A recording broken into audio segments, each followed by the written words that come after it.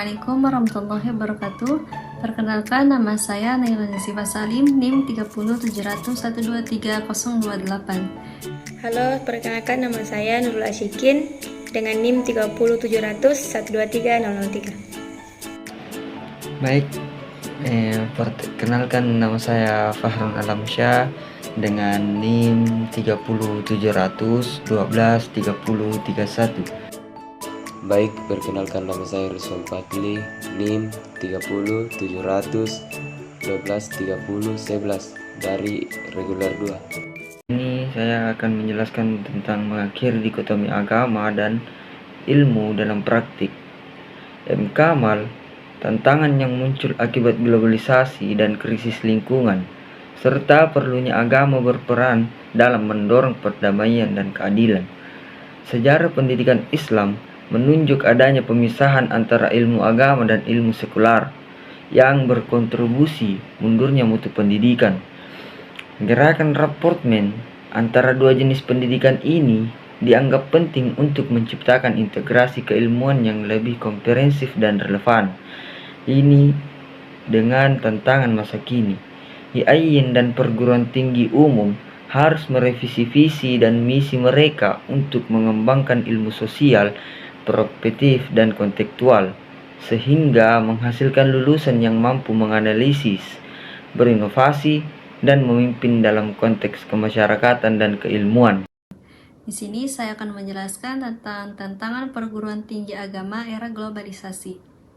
Perubahan yang cepat dipicu oleh faktor seperti WTO dan teknologi informasi menuntut respon yang tepat dari pendidikan Islam. Kaum muslimin harus melakukan reorientasi pemikiran dan rekonstruksi sistem pendidikan agar tidak hanya bertahan, tetapi juga unggul dalam persaingan global.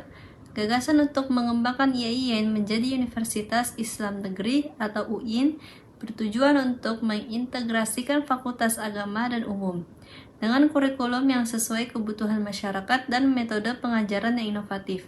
Pendekatan ini diharapkan dapat menghilangkan dikotomi antara ilmu umum dan ilmu agama, serta memberikan landasan moral Islam dalam pengembangan ilmu pengetahuan dan teknologi. Selain itu, perubahan kurikulum di Madrasah Aliyah menunjukkan pergeseran orientasi pendidikan dengan lebih banyak siswa memilih program studi umum. Namun, tantangan dikotomi antara ilmu sekular dan agama tetap ada dan perlu diatasi agar pendidikan dapat lebih relevan dan holistik. Sekian dari saya, terima kasih. Visi baru program reintegrasi epistemologi keilmuan, jaring laba-laba keilmuan. Ini mengembangkan konsep Kunto Wijoyo dalam konteks studi keislaman di IAIN, dengan fokus pada integrasi antara wahyu Tuhan dengan pengetahuan manusia. Agama dipahami sebagai wahyu yang mengatur hubungan manusia dengan Tuhan, diri, dan lingkungan, serta mencakup syariat sebagai seperangkat aturan dan nilai. Pendekatan teontropesentris, pengetahuan dibagi menjadi dua sumber, dari Tuhan dan dari manusia. Perpaduan ini mengarah pada pendekatan teontropesentris yang menciptakan integrasi yang menggantikan pemisahan yang diakibatkan oleh modernisme dan sekularisme. Resakralisasi dan dediferensiasi, terdapat kebutuhan untuk menyatukan kembali agama dengan berbagai aspek kehidupan, termasuk ilmu agama yang menyediakan tolak ukur kebenaran, produksi ilmu, dan tujuan ilmu yang penting dalam aksiologi keilmuan. Objektivitas ilmu yang lahir dari agama diharapkan menjadi objektif dan bermanfaat bagi semua, terlepas dari latar belakang agama. Contoh ilmu seperti optik dan mekanika dianggap universal, bukan normatif. Paradigma keilmuan baru diharapkan paradigma ini menyatukan wahyu Tuhan dan pemikiran manusia, tidak mengurangi peran Tuhan, dan menyelesaikan konflik antara sekularisme dan fundamentalisme agama. Contoh praktis dalam bidang ekonomi syariah.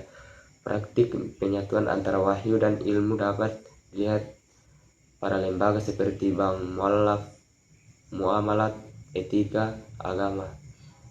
Diaplikasikannya dalam berbagai aspek kehidupan, menciptakan yang menciptakan manfaat untuk seluruh umat manusia.